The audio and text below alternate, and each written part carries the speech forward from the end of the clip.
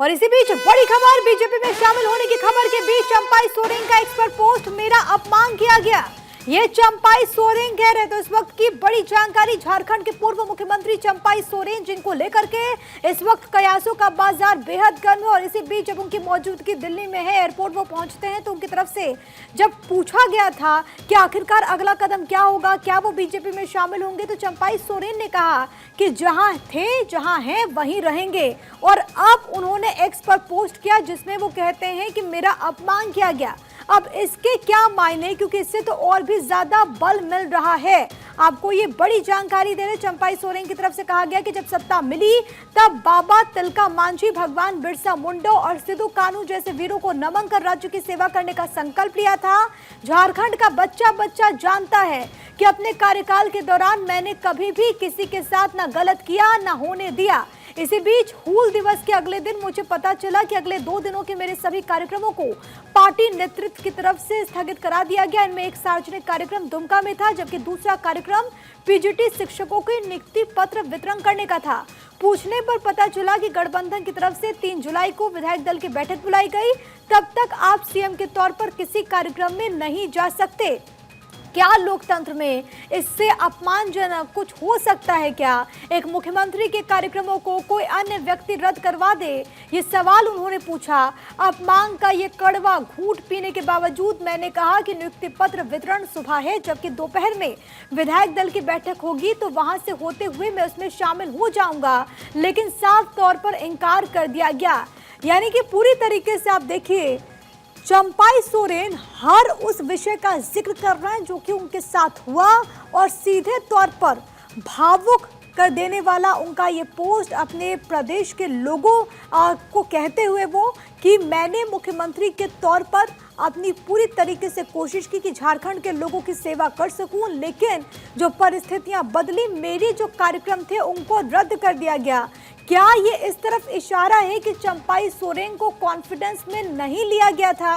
क्योंकि आपको याद होगा कि झारखंड में जिस तरीके से हालात बने, हेमंत सोरेन को कुर्सी छोड़नी पड़ी और उसके बाद उन्होंने अपने पिता शिबू सोरेन के सिपे सालार माने जाने वाले चंपाई सोरेन को जिम्मा सौंप दिया था। उसके बाद चंपाई सोरेन वहां पर मुख्यमंत्री बनते हैं, लेकिन जैसे हेमंत की वापसी होती है, चंपाई सोरेन को हटा दिया जाता है। और अब चंपाई सोरेन की तरफ से ये पोस्ट किया गया जिसमें वो तमाम बातों का जिक्र करते हुए नजर आ रहे हैं। बीते 3 दिनों से हो रहे अपमानजनक व्यवहार से भावुक होकर मैं आंसुओं को संभालने में लगा था, लेकिन उन्हें सिर्फ कुर्सी से मतलब था।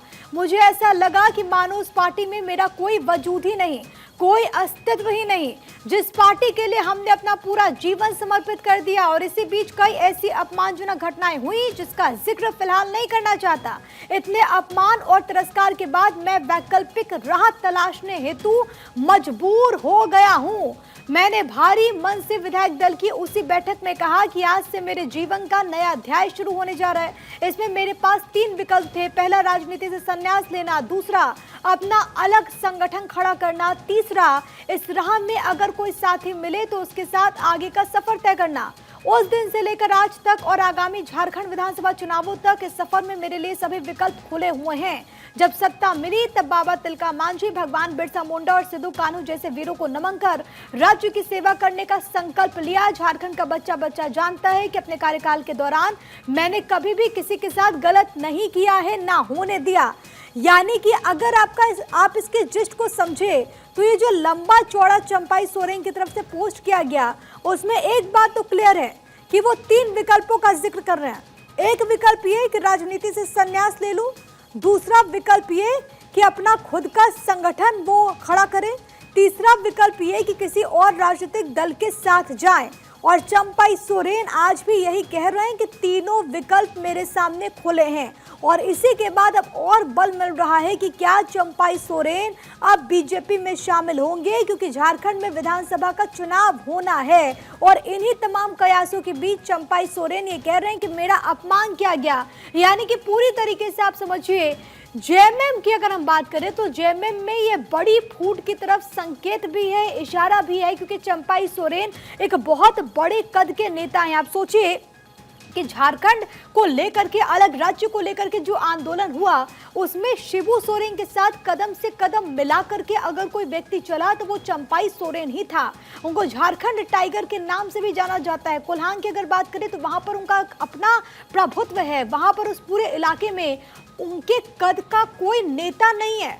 अगर चंपाई सोरेन का मोह भंग हो गया है झारखंड मुक्ति मोर्चा से तो ये बताता है कि जेएमएम के लिए एक बहुत बड़े खतरे की घंटी है। ये चंपाई सोरेन कह रहे हैं कि ये मेरी कुर्सी से उन्हें मतलब था, मैंने अपना सब कुछ पार्टी को दिया लेकिन बदले में मुझे क्या मिला?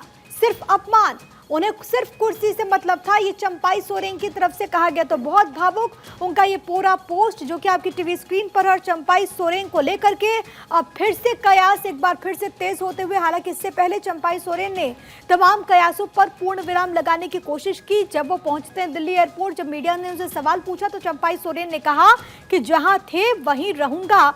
लेकिन अब चंपाई सोरेन कह रहे हैं कि मेरे लिए 3 विकल्प खुले हुए हैं क्योंकि जेएमएम में मेरा अपमान हुआ है। ये बड़ी जानकारी और झारखंड की सियासत जो कि हर पल बदल रही है। अब आगे क्या होगा, क्योंकि सबसे बड़ी बात है कि इसी साल राज्य में विधानसभा के चुनाव होने हैं और उसके ठीक पहले चंपाई सोरेन की तरफ से जो पोस्ट किया गया वो आपकी टीवी स्क्रीन पर है। और उनकी तरफ से जो कहा गया है उससे एक बात तो साफ है कि चंपाई सोरेन को खुद इस बात का इल्म नहीं था कि जब हेमंत सोरेन बाहर आएंगे तो उनको हटा दिया जाएगा। आपको याद होगा कि चंपाई सोरेन और हेमंत सोरेन के बीच की जो तस्वीरें भी सामने आती हैं, उनके पांव छूते हुए हेमंत सोरेन नजर आते हैं क्योंकि जाहिर है कि चंपाई सोरेन और शिबू सोरेन बहुत नजदीकी हैं।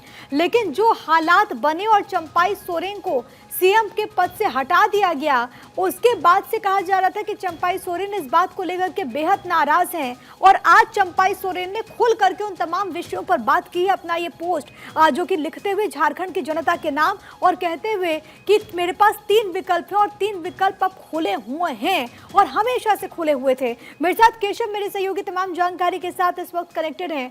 केशव, पहले चंपाई सोरेन कहते हैं कि जहां था वहीं रहूंगा। अब चंपाई सोरेन ये कह रहे हैं कि जेएमएम में मेरे मुझसे अपमानजनक शब्दों में बात हुई है, मेरा अपमान हुआ है। 3 विकल्पों की भी वो बात कर रहे हैं। अगला कदम चंपाई सोरेन का क्या हो सकता है? बिल्कुल प्रिया, देखिए जैसे ही आज सुबह अचानक झारखंड के पूर्व मुख्यमंत्री चंपाई सोरेन दिल्ली पहुंचे के बाद से ही ये कयासों का जो बाजार गर्म था उस पर मुहर लगती हुई नजर आ रही थी कि चंपाई सोरेन जो है वो बीजेपी की सदस्यता ग्रहण करेंगे। लेकिन एयरपोर्ट पहुंचने के बाद वो इस बात पर मोहर नहीं लगाया कि वो आज ही बीजेपी में शामिल होंगे या कब शामिल होंगे। लेकिन अब जिस तरह के ट्वीट चंपाई सोरेन के द्वारा क्या किया उससे ये क्लियर हो गया है कि अब वो जेएमएम में नहीं रहेंगे और बीजेपी किसी वक्त भी वो शामिल हो सकते हैं। लेकिन अपने ट्वीट में वो साफ तौर से जिक्र कर रहे हैं कि उनका अपमान हुआ है, क्योंकि जिस बात की आशंका कई नेता भी लगा रहे थे कि पिछले कई हफ्तों से चंपाई सोरेन हेमंत सोरेन से नाराज चल रहे हैं, क्योंकि झारखंड में जब चंपाई सोरेन को मुख्यमंत्री बनाया गया, हेमंत सोरेन को गिरफ्तार किया गया, उसके बाद अचानक हेमंत सोरेन जेल से बाहर निकलते हैं और चंपाई सोरेन का इस्तीफा मांगा जाता है और उसके बाद फिर हेमंत सोरेन मुख्यमंत्री बन जाते हैं। उसके बाद से ही चंपाई सोरेन और हेमंत सोरेन के बीच जो संबंध है वो मधुर नहीं रहते और चंपाई सोरेन अक्सर देखा गया कि उसके बाद से जो भी पार्टी का प्रोग्राम हुआ हो या सरकारी कार्यक्रम हुआ हो उनसे वो दूर रहते थे। लेकिन अब जब वो दिल्ली पहुंचे और दिल्ली भी वो सीधे रांची से नहीं पहुंचे, अगर वो दिल्ली पहुंचना चाहते तो रांची से दिल्ली पहुंच जाते, लेकिन वो वाया कोलकाता तो दिल्ली पहुंचे हैं। तो इसके पीछे भी कई वजहें हैं। तो कोलकाता में उनकी बीजेपी के वरिष्ठ नेता शुभेंदु अधिकारी से मुलाकात होती है, बैठक होती है, उसके बाद वो दिल्ली पहुंचे हैं। दिल्ली में बीजेपी के कई सीनियर नेताओं से उनकी मुलाकात होनी है, उसके लिए वो आए हुए हैं और हो सकता है कि 2-3 दिनों के अंदर ही चंपाई सोरेन भाजपा की सदस्यता ग्रहण कर लें। लेकिन उनके द्वारा जो ये ट्वीट किया गया है, ये लंबा चौड़ा ट्वीट है, इसमें उन्होंने अपने राजनीतिक जीवन की शुरुआत की बात भी की है और उसके साथ ही जो उनका मुख्यमंत्री का कार्यकाल रहा उसका भी उन्होंने जिक्र किया। इंडिया गठबंधन के बारे में भी पैतृक आवास से जेएमएम का झंडा हटाया जाता है, फिर सोशल मीडिया प्लेटफॉर्म पर वो जेएमएम पार्टी का नाम हटा देते हैं और अब ये भावुक पोस्ट, ये तमाम बातें इस बात को बल दे रही हैं कि वो अपनी नई राजनीतिक पारी की शुरुआत कर सकते हैं और हो सकता है कि बीजेपी में वो शामिल भी हो जाएं।